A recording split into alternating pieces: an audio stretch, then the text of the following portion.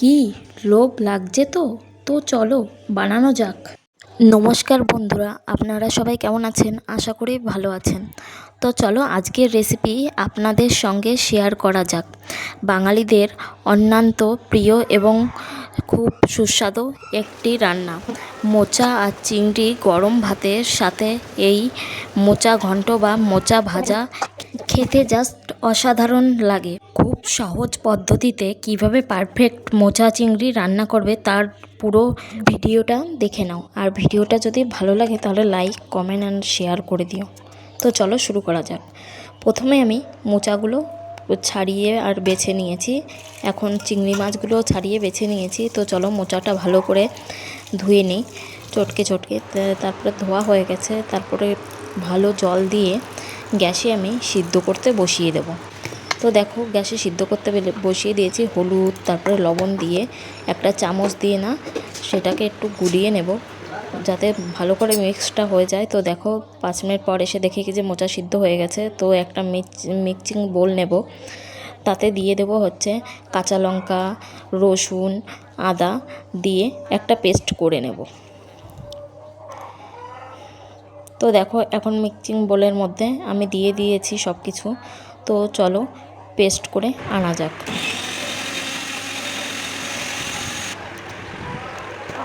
তো দেখো পেস্টটা হয়ে গেছে। এবার গ্যাসে কড়াই বসিয়ে দিয়ে আগুনটা জ্বালিয়ে দিয়ে তারপরে হচ্ছে চিংড়ি মাছটা ভেজে নেব। তার জন্য হলুদ লবণ দিয়ে ভালো করে মাখিয়ে নেব, এক সাইডে রেখে দিয়ে কড়াইটা গরম হলে পরে কড়াইতে তেল দিয়ে চিংড়ি মাছগুলো এক এক করে দিয়ে দেব।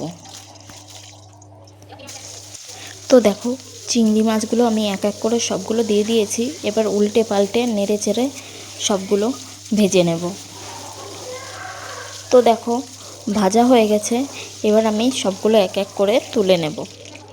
এরপরে যেটুকু কড়াইতে তেল আছে ওইটুকু দিয়ে আর একটু দিয়ে তারপরে পেঁয়াজ দিয়ে দেব, আর একটু নেড়ে চেড়ে পেঁয়াজটাও ভালো করে ভেজে নেব।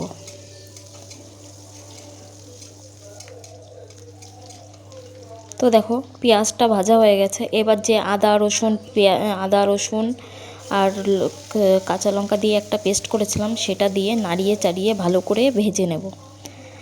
ভাজা হয়ে গেছে, এবার একটা বাটিতে নিয়ে নেব হচ্ছে জিরের গুঁড়ো, ধনের গুঁড়ো, হলুদ, লবণ আর হচ্ছে লঙ্কার গুঁড়ো নিয়ে ভালো করে একটু জল দিয়ে সামান্য একটু গরম জল দিয়ে গুলে নেব।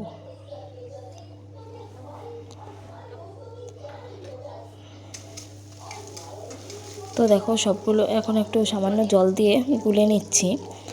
তো দেখো গুলে নিয়েছি, এবার ওই মিশ্রণগুলোটা কড়াইয়ের মধ্যে ঢেলে দেব। তো এবারে নেড়ে চেড়ে যত সময় না হয়ে যাবে, ভালো করে ভাজা হয়ে যাবে তত সময় ভাজতে থাকবো। দেখো ভাজা কিন্তু হয়ে গেছে, এবার চিংড়ি মাছগুলো দিয়ে দেব। তো চিংড়ি মাছটা দিয়ে দিয়েছি, এবার নেড়ে চেড়ে মোচাটা দিয়ে দেব।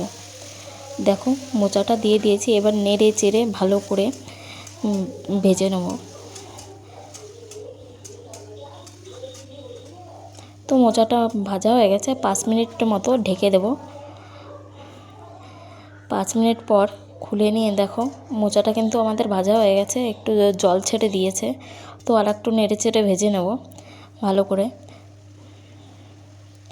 ভাজা হয়ে গেছে, এবার দিয়ে দেব গরম মশলা দিয়ে তারপরে নামিয়ে নেব একটু নেড়ে চেড়ে।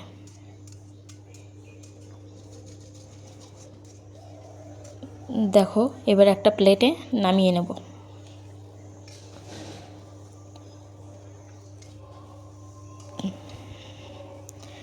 তো দেখো হয়ে গেছে। এই গরম ভাতের সঙ্গে কিন্তু এই খেতে ভালো লাগে। কেমন লাগলো ভিডিওটা জানাবে। রাধে রাধে।